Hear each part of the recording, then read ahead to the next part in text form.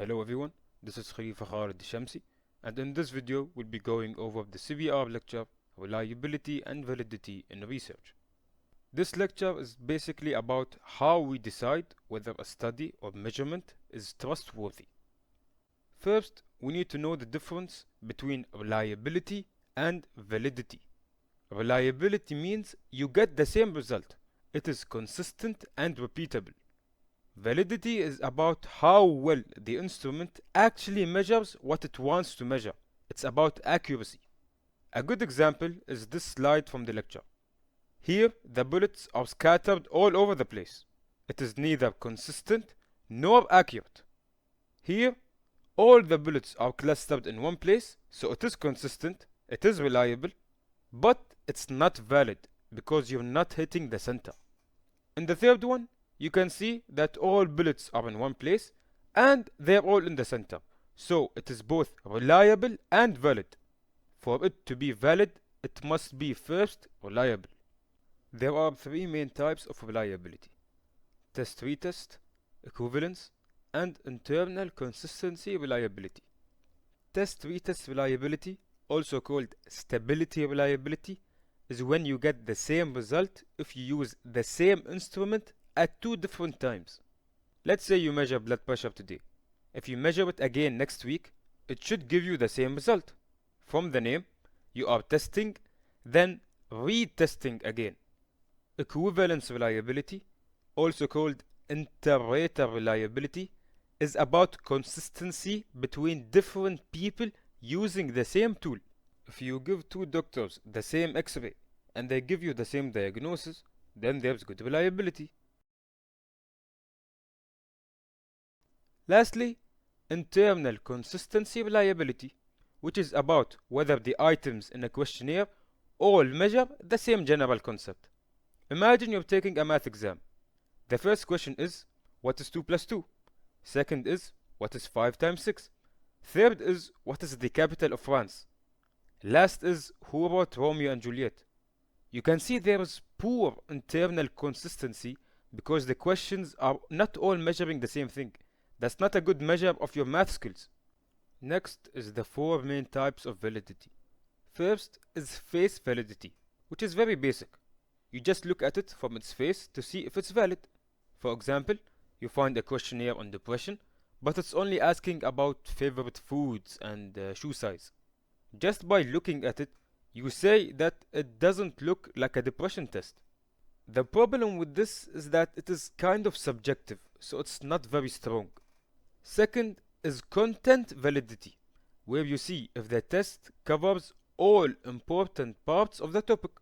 If you're making a test on nutrition knowledge, then you should cover carbs, proteins, fats, vitamins, etc. Not only just one topic. You check the literature and see what should be included. In face validity, you just see if it looks right on the surface. But here, you are actually going deeper and seeing if experts agree it has all the right topics. Third is construct validity. Construct basically means an abstract idea you can't directly measure. I can directly measure blood pressure, but I can't directly measure things like stress, pain, etc. So, you measure it indirectly by questions or observations. You can check for construct validity by what's called known group procedure. You basically give your test to two groups that you already know are different. Let's say you are checking the construct of depression. You give your test to a group with depression and a group without. If you see high scores in the depression group and low scores in the healthy group, then you have good construct validity.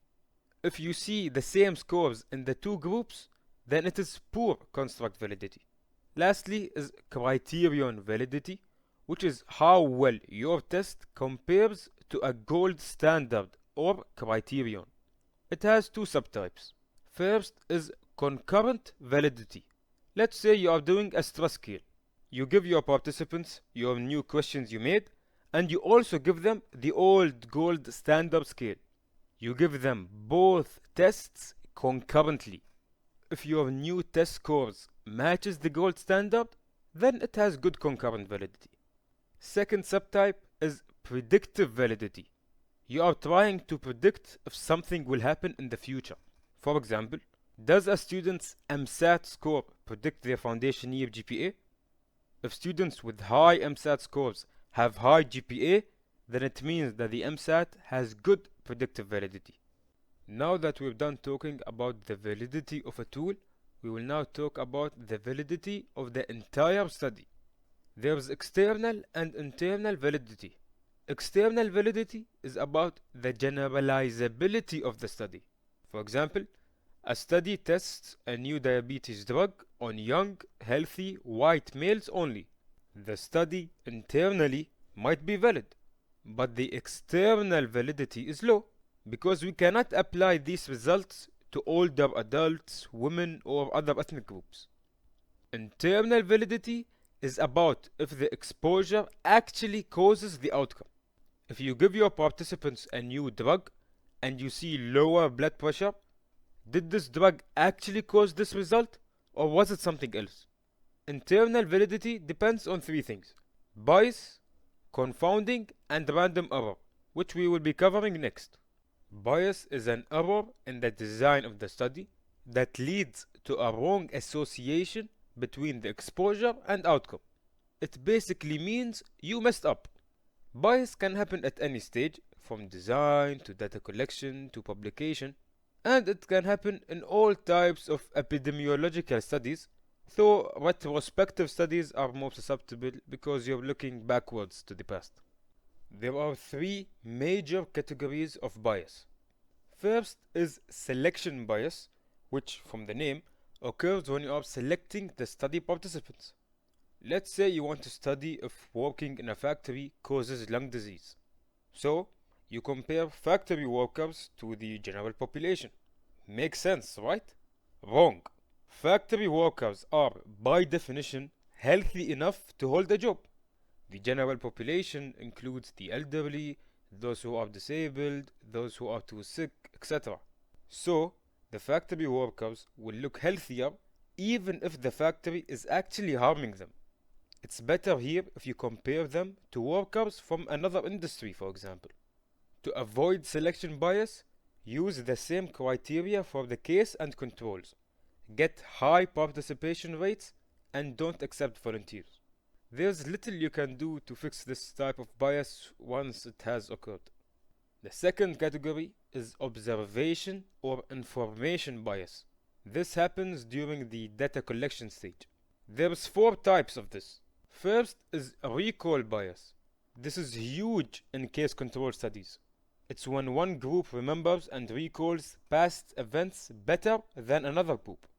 For example, people with a disease may think harder about what happened before they got sick, while healthy people may not remember as well. To avoid this, use medical records instead of just memory, use structured questionnaires, etc. Second is misclassification bias. This is when you misclassify your participants. You put them in wrong categories. This could happen because the definition is too broad, measurement is inaccurate, data source is weak, etc. To avoid misclassification, validate your data, switch to better information sources, and use good definitions. Third is interviewer bias. This happens when the interviewer that is asking the questions influences the answers. The interviewer could ask leading questions, could interpret the answers differently, etc. You can avoid this by properly training the interviewer, using close-ended questions, and matching the interviewer to the subject, which basically means a woman interviews a woman, for example.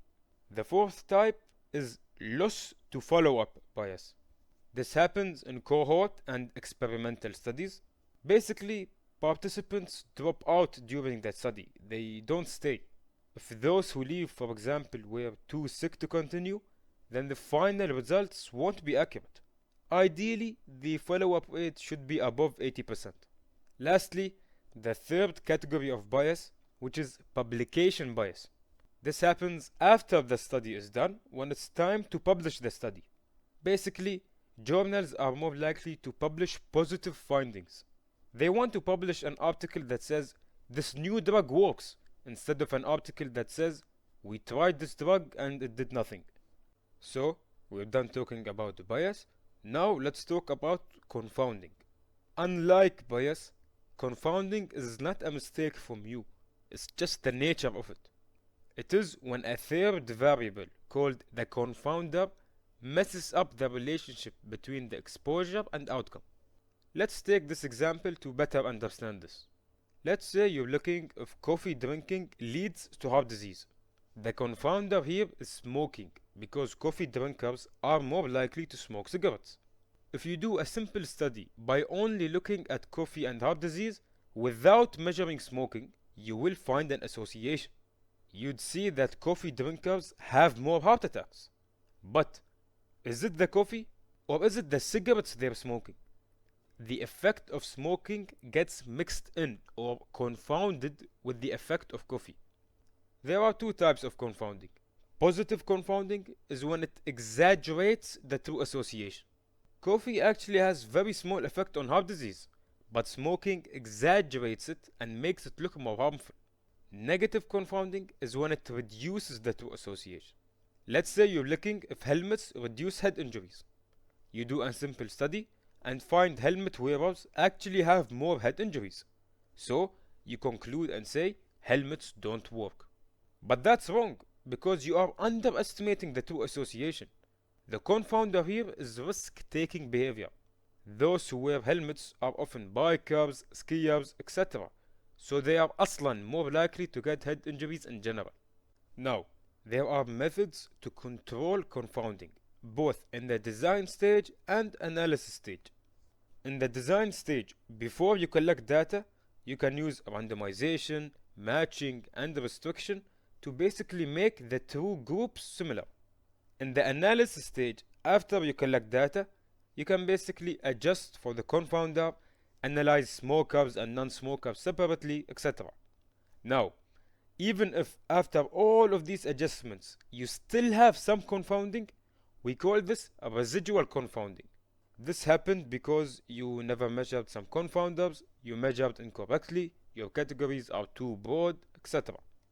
Residual confounding is basically why we say association, not causation, in most observational studies.